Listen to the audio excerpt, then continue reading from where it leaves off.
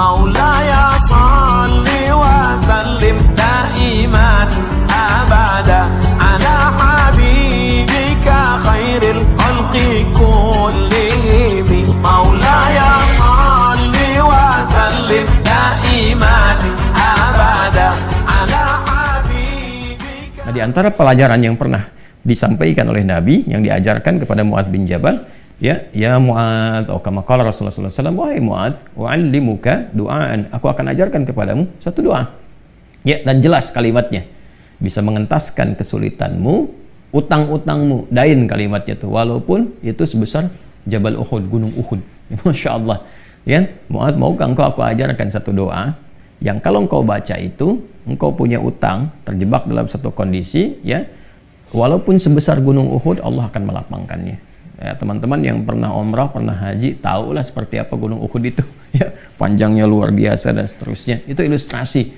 Ya, bukan berarti harus segunung Uhud begitu. Gambarannya sebanyak apapun. Kalau benar-benar kita terkoneksi dengan Allah, bukankah Allah Maha Kaya, Maha segalanya, yang mudah mengangkat, mudah menurunkan, mudah memberi, mudah juga menghilangkan sesuatu, mengangkat yang baik, memberi yang baik, menghilangkan yang buruk, itu kan?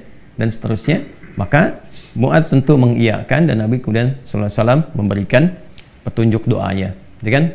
Maka beliau memulai dengan Allahumma malikal mulki tu'til mulka man tasha wa tanzi'ul mulka mimman tasha wa tu'izzu man tasha wa tudhillu man tasha biyadikal khair innaka ala kulli syai'in qadir. Jadi Rahmana dunya wal akhirah wa rahimahuma, asalnya ya Rahmana dunya wal akhirah, karena kita ingin cepat. Biasanya kan orang memohon tuh kalau punya utang pengen cepat dilepaskan kan, maka caranya biasanya dilepaskan huruf ya-nya dan menunjukkan ini fathah untuk menunjukkan ada ya sebelumnya. Asalnya ya Rahmana dunya wal akhirah, kita percepat supaya kita minta sesuatu dipercepat. Rahmana dunya wal akhirah wa rahimahuma tu'tihima man tasha wa tamna'u minhuma, ya kan, man tasha. Allahumma malikal mulki tu'til mulka man tasha.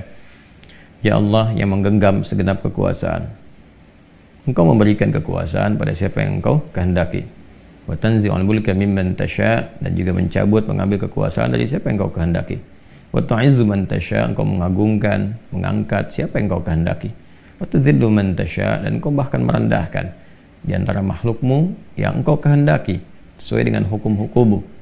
Biyadikal khair, segala ketetapan kebaikan dan segala kemuliaan ada dalam ketetapanmu. Innaka ala kulli syai'in qadir, hanya Engkau yang paling kuasa untuk menetapkan segala hal. Rahmanad dunya wal akhirah, ya Allah yang maha pengasih, yang sempurna kasihnya dalam urusan dunia dan akhirat. Wa rahimahuma, dan sempurna kasih sayangnya dalam segala urusan dunia dan akhirat. Tu'tihi man tasha, Engkau memberi siapapun, baik di langit ataupun di bumi, kepada siapa yang Engkau kehendaki. Wa tamna'u minhum man tasha, Engkau pun bisa mencegah apapun terjadi bagi siapapun makhlukmu di langit ataupun di bumi. Jadi kita mengambil dua hal nih, yang baik Allah kasih, dari yang buruk-buruk dicegah, gitu kan? Kemudian ini yang paling indah, aghnini bi rahmatika, ya Allah lapangkan aku.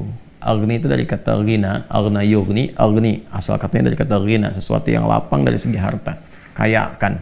Kadang diambil majas untuk mengayakkan hati. Di sini maksudnya ke materi. Kayakan aku ya Allah, berikan aku kecukupan yang melapangkan aku, ya kan, dari urusan-urusanku.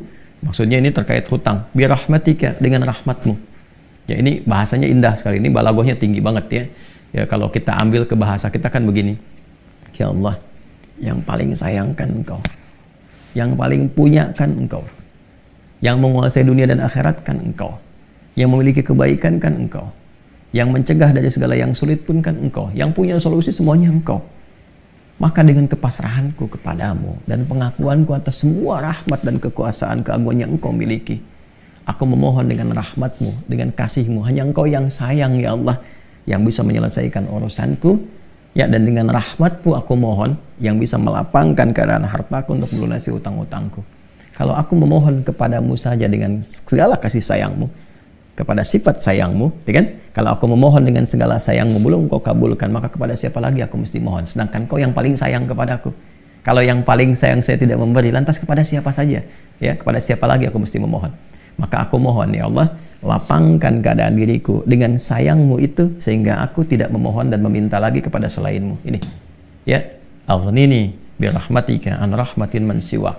Ya Allah, semua orang sudah mengatakan nggak bisa, ini nggak mungkin, ini nggak mau, itu tidak. Maka aku memohon kepada yang paling sayang kepada aku.